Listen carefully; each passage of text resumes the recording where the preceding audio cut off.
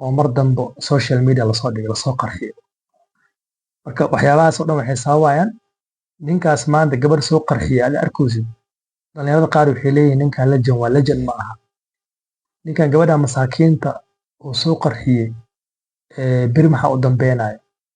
Salaamu calaykum. Barnaamijka maanta waxaa uga hadlaynaa talo guud ee ku socoto dadka lamaanayaasha isqaba ama kuwa isjecel. Waxaan rabaa 5 qodob oo talo inaan halkaa ugu soo gudbiyo. Qodobka koowaad, don't trust waxaad ku aragtid social media. Inta badan dhalinyarada labada qof xiriir ka dhexeeyo social media waxay ku arkayaan ninka adig ku jecel. Haddii calaamadaha aad ku aragtid wuu ku jecel yahay, haddii aad ku weysid kuma jeclo. Ninkii asoo mood khaldan ku jiro xaaskiisa hataa guri u joogtada baxee calaamadihii aa weydiinay wuu ku dhacaa. Markuu calaamadihii ku dhaco ima jeclidaa dhehee. Waxaa laga yaabaa inaad jecel isku guursateen ama waxaaba laga yaabaa hadda inaad isjeceshihiin. Qodobka labaad, khiyaanada dumarka. Dumar waxaa jiraan ku fikira inay rag lacag ka cunaan ee dhahaan ninkan danka ma lihi marka xiriir jecel la sameynaa. Markay muddo la socdaana waxay leeyihiin xiriirkeyga meesha ku joojinaynaa ama nin kale ka raacayaan. Dhaqaale fara badan ay ka cuneen. Gabdhaha saas sameynaa oo ragga lacagta ka aruurinaayo dhaqaalaha oo ragga ku tashto. Haddii raggan ninkan aad lacag ka cunteed gabdho qaar waa laga kor qeyliyaa, ragga ka kor qeyliyo. Nafsiga ragga ka soo baxaayo. Nin walbana gabadha uu jecel yahay oo dhaqaale ku bixiyaa. Qofta isdhahaayo ilmahaaga Soomaali waxay tiri caruurtaada ama wiilkaaga hal mar oo hiil iska rabaa markaa hooyadiis soo xuleysid. Ninkan wuxuu is leeyahay gabadha waa qurxan tahay, ilmo qurqurxan ay ku dhalee marka waqti ku bixi. Dhaqaale kugu bixi, waqti kugu bixi. Adina waxaa ka fikirtay shilimaadkaas yariiska aad ka helaysid ninkan. Shilimaadkaas aad ka heshay aad nin ku khiyaantay ninkii asigan ilaahay gabar fiican oo baari u sahlaa maadaama aad khiyaantay. Adigana maxaa kuu dambeynaya. Waxaa laga yaabaa nin taajir inuu ku guursado laakiin ilmo ma dhali doontid. Isbitaala ka daba wareegay kanta wadaadka quraan aqri ninka ku soo furaa. Haddana beri mid kale guursanay ilmo raadinay ilmo ma jiro. Maxaa dhacay waa lagu imtixaanaa. Qodobka saddexaad, sabarka. Haddii aad tahay wiil qabo gabar ama gabar xaas nin u waxaa laga rabaa inaad dulqaadka badisid. Maadaama family isqaba aad tihiin dulqaadka badi isdeji. Shaydaana ka faa'iideysanaya. Shayaadiinta shaqada ugu badan ay qabtaan waxa waaye shaydaanka ugu weyn wuxuu soo fadhiisanaa kursi. Wuxuu leeyahay maanta maxaa shaqo qabateen. Midaa wuxuu leeyahay 2 saaxiib oo isku soo diray. Hayaa leeyahay mid wuxuu leeyahay wiil iyo waalidkiis isku soo diray. Dib ma leh shaqo qabatay. Adii sida su'aalaha uu weydiinayo midaa soo booda wuxuu leeyahay nin naag isqabaana kala furay. Kaali uu leeyahay shaqada ugu fiican ninkaana qabtay ii soo dhawo. Xabadku gelina shaydaanka. Haddii marka fariin ku soo gaarto oo lagu dhaho ninkaana saan sameeyay go'aan degdeg ha qaadan. Waxaa dulqaadataa ilaa waagi ka baryahay. Maskaxdaada waa isbedelay. Intaad dulqaadanaysidna maxaa sameynay quraan aqri salaad badi adkaarta badi ducada badi. Kadib waaga markuu bari iska hurdid waaga markuu bari subaxii aad soo kacdid go'aan cusub la soo kacay. Dhiigaaga waxaa ku jira shaydaan ku jiro ka baxa. Jirkaaga dareenkii kacsanay siyaal casrigaaga kacay.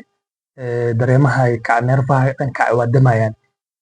Waaga markuu bari jawi cusub la soo kacay. Isbedel ku dhacay. Uma sabrin saanaya dad badan oo ka qowmamaya jiraan. Marka dulqaadka badi. Qodobka afraad, noloshaada hala barbar dhigin qof kale noloshiisa. Waxaa laga yaabaa gabar asaagaaga maadaama nin xiriirka dhexeeya ama is jeceshiin ama is qabtiin gabar asaagaaga in wax loo sameeyay. Ninka aad ku qaban aad tiraahdo wixii gabadha loo sameeyay ana aan u baahanahay inay ii sameysid. Ninkaaga duruuftiisa fiiri. Nin walbo taajiriyaa taajiri. 2 qof aa taajir ka dhigay. Waxaa taajir ka dhigay hooyadiis iyo xaaskiisa. Qof saddexaad ma jiro. Naagta uu qaba adig waay ama gabadha uu jecel yahay adig waa ninka maxaa laga rabaa inaad fikrado ku soo kordhisid. Aad tiraahdo ganacsiyaas abuur fikir qorshe sameyso.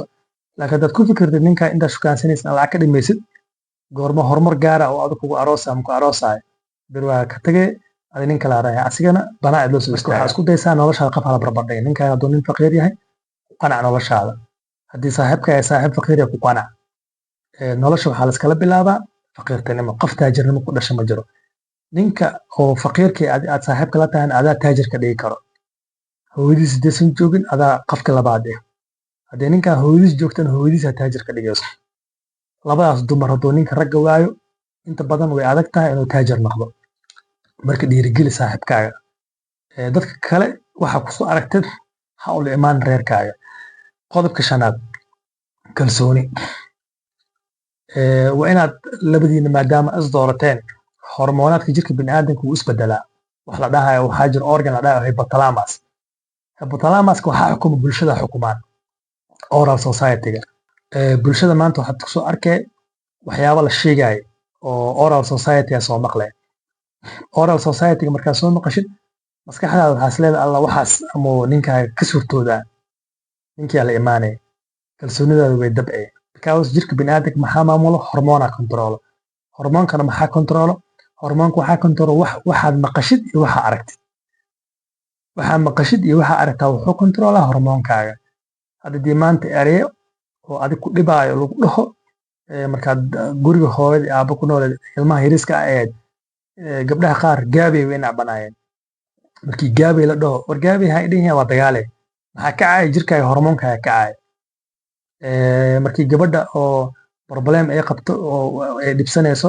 waxyaabo laisku fooday dhalinyarada oo walaalaha ah ay isku foodayaan way kacayaan ama wiilka uu kacaa maxaa kicii oralka ku kicii maadaama la yir dhagihiinina ilaashada indhihiinina ilaashada waxaa laga yaabaa marka waxaa dhagaa ku maqashid cuudi bilaa inaad tiraada hortaada u socotid kalsooni ay qabtid haddii dhagahaaga waxaa ku maqashay aad biliif gareysid waxaa tahay qof aan isku kalsooneen yacni qof inaad ku kalsoon tahay waxaa ka horeyso inaad isku kalsoon tahay haddaad aad isku kalsooneen cidaad ku kalsoon tahay ma jiro ko aad isku kalsoonaa markaas kadib maxaa suurtagelayso ninka adig ku qab inaad ku kalsoonaatid ama ninka adig ku jecel inaad ku kalsoon adina sidoo kale salamada wiilka gabadha adig jeceshahay inaad ku kalsoonaatid adina inaad isku kalsoon tahay haddaad isku kalsooneen beri waxaa dhici doonto inaadan qof kale ku kalsoonaa karin laakiin markaa naftaada aaminsan tahay qofka kale naftiisu waa aaminay marka qodobadaas waxaan rabay inaan ku dhiirigeliyo dhalinyarada isjecel ama kuwa isqabo intaasa kusoo gabagabeynaya mahadsantii salaamu calaykum waraxmatullahi